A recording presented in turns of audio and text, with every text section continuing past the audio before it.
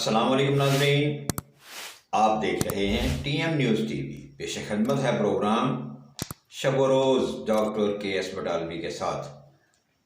ہوتا ہے شب و روز تماشا میرے آگے، کرتے ہیں شب و روز میں شب و روز کی باتیں۔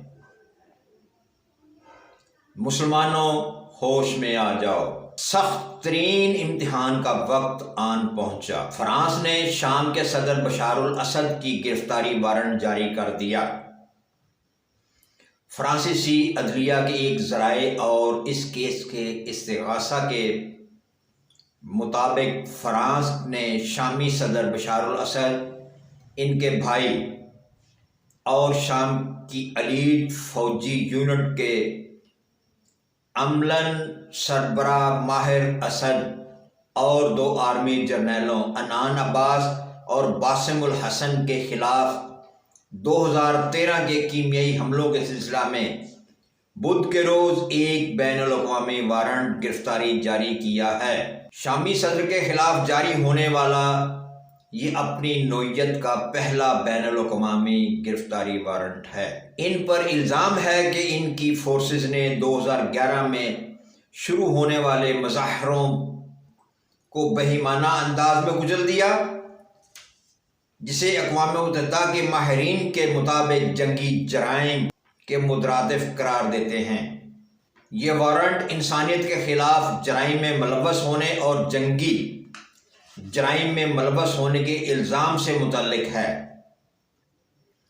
عدالتی ذرائع کے مطابق اگست 2013 دمشق کے نزدیک دوما قصبہ اور مشرقی غوطہ کے علاقہ میں کیمیائی حملوں کے نتیجہ میں 1000 سے زائد افراد ہلاک ہو گئے تھے۔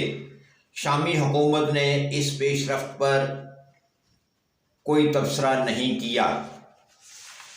ناظرین، یہاں یہ سوال پیدا ہوتا ہے کہ فرانس شام کے صدر کے خلاف وارنٹ گرفتاری جاری کر رہا ہے۔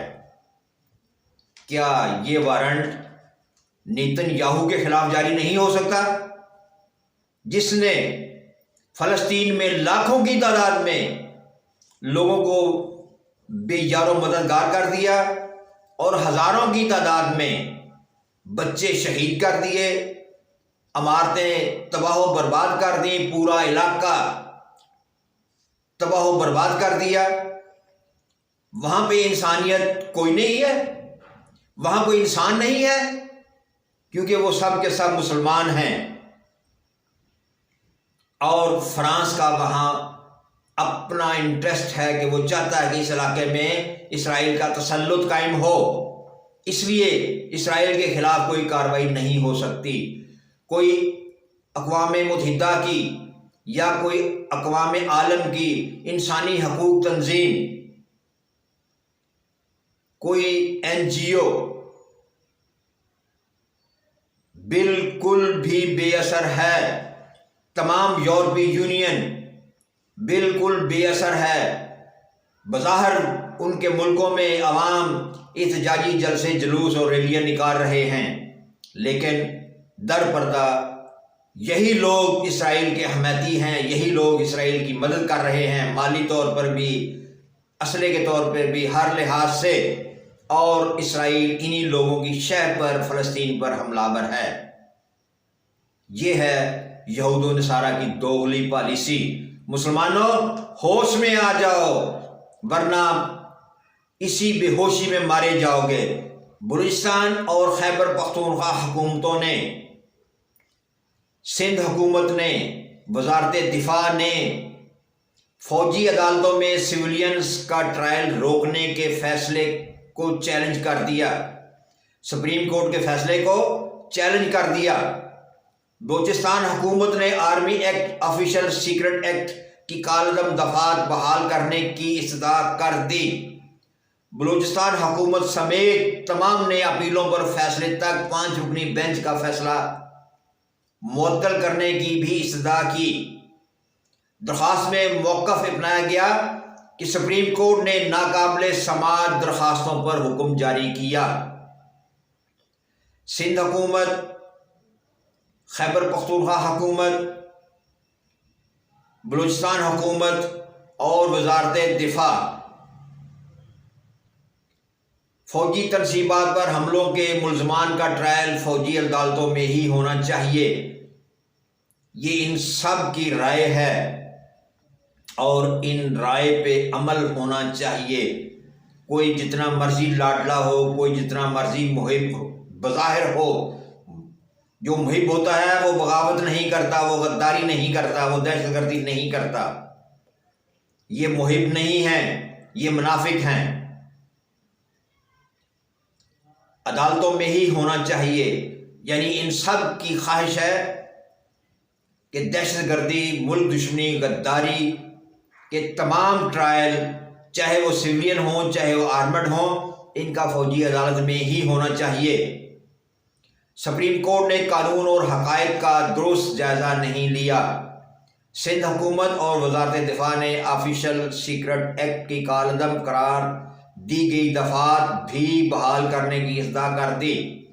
درخواست میں آرمی ایکٹ کی کالعدم قرار دی گئی 59 سیکشن 4 بھی بحال کرنے کی اصداء کی گئی ہے۔ وزارت دفاع نے بھی اپیلوں کے حتمی فیصلے تک فوجی عدالتوں میں ٹرائل روکنے کے خلاف حکم امتناعی کی اصداء کر دی۔ یاد رہے سپریم کورٹ نے 23 اکتوبر کو فوجی عدالتوں میں سویلین کا ٹرائل کالعدم قرار دیا تھا۔ ہمارا سوال یہ ہے، وہ لوگ جو ملک کی غداری کے مرتکب ہوئے، یعنی غدار کسی رعایت کا مستحق نہیں، اور فوجی تنصیبات یا فوج کو نقصان پہنچانے والا سویلین ہو یا آرمڈ، غدار ہوتا ہے، اور غدار کی سزا صرف موت یعنی پھانسی ہوتی ہے۔ تمام سزائیں قانون کے مطابق دی جاتی ہیں، عدالت فوجی ہو یا سول۔ غداری کی سزا صرف اور صرف موت ہوتی ہے۔ اقوام متحدہ اور فرانس کو فلسطین میں انسانیت قتل ہوتی نظر نہیں آئی۔ نسل کشی کا عمل گزشتہ 2 ماہ سے جاری ہے۔ کوئی تنظیم اسرائیل کے خلاف عالمی عدالت انصاف میں جنگی جرائم میں اسرائیل کے خلاف مقدمہ درج نہیں کروا سکی، کیونکہ اسرائیل مسلمانوں کی نسل کشی کر رہا ہے۔ معصوم بچے، خواتین اور بوڑھے شہری ہزاروں کی تعداد میں شہید کیے جا رہے ہیں۔ فرانس حکومت نہ ہی کسی عالمی انسانی حقوق کی تنظیم کوئی مثبت عملی اقدامات کرنے سے قاصر نظر آتی ہے، کیونکہ انہی لوگوں کے اشارے اور مدد سے یہ قتل و غارت گری اور نسل کشی ہو رہی ہے۔ روکیں گے وہ کیسے؟ یہ ہے دوگلی پالیسی۔ پھر میں آخری بار یہ کہتا ہوں، مسلمانوں ہوش میں آ جاؤ۔ دیکھتے رہیں TM نیوز TV۔ آئندہ پروگرام تک اجازت، اللہ نگہبان۔